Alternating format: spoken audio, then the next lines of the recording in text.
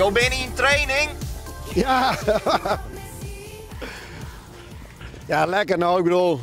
Het is nou noffelijk. Een paar weken geleden weer al koud en dan vrezen die de vingers eraan en dat is nou voorbij. En Jo, hoeveelste training is dit? Nou, ik denk dat ik nou een week als zoon aan de gang ben, zoiets.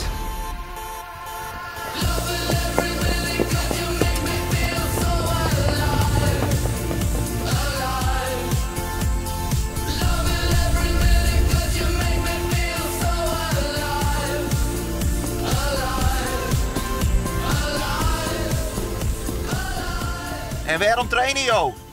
Ja, er is... Ik ben vregen, of eigenlijk mag het beter zeggen, Simone Scheffer waard vregen op een sponsoring van Dirk Buitenzorg. Om mij te doen aan een gelegenheidskoers. En wij wien net een keer en toen zei ik, goh, dat lijkt mij ook wel leuk. En toen zei ze, nou ja, dat kan wel, dat is geen probleem. En even voor de meesten thuis die te denken, Dirk, waar je dat ook alweer? Ja, Dirk Buitenzorg, het hinder van de sportredactie van Omroep Friesland.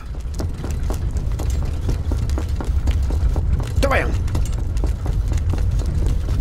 Hé, we trokken op tinkerom. En maar ze hem soms echt keren, dan had hij dus een volleybal. Dan mag ze hem echt keren. Hoe liep het met Gerrit in training? Gerrit is heel enthousiast en Gerrit die shot ik geen het gevaar. warm had. Nee, maar hij doet het ik net zonder de kap. Hij denkt wel nou hoe wat het doet. Ja, hij had het al om. Ja, hier op echt. Ja. Nee, dat gingen we de eerste keer wel van aan. Voordat de eerste keer wel. Je hebt geen enkele angst voor snelheid net. En wanneer is het grote moment er? Nou, het is nou komende zaterdag al de 27e. Dan zijn er 3 gelegenheidskoersen, 3 voorrondes. En ik zit in de eerste. Dan de beste die plaatsen voor de finale. Die daarachter zitten, die komen in een soort troostfinale, zeg maar, en de rest is uitskekelen, denk ik. En dus ja, spannend, zaterdag dan maak ik voor.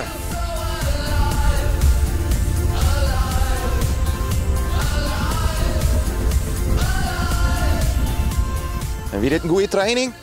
Ja, heerlijk. Hij wil ik zo griezelig graag in. En hij had juist al een krek koers, dus zo goed hem net. Ja, ik vind het wel heel leuk vanzelf. Maar ja, op het moment dat er dan gas houdt, op een moment maar zeggen van nou rustig gewoon.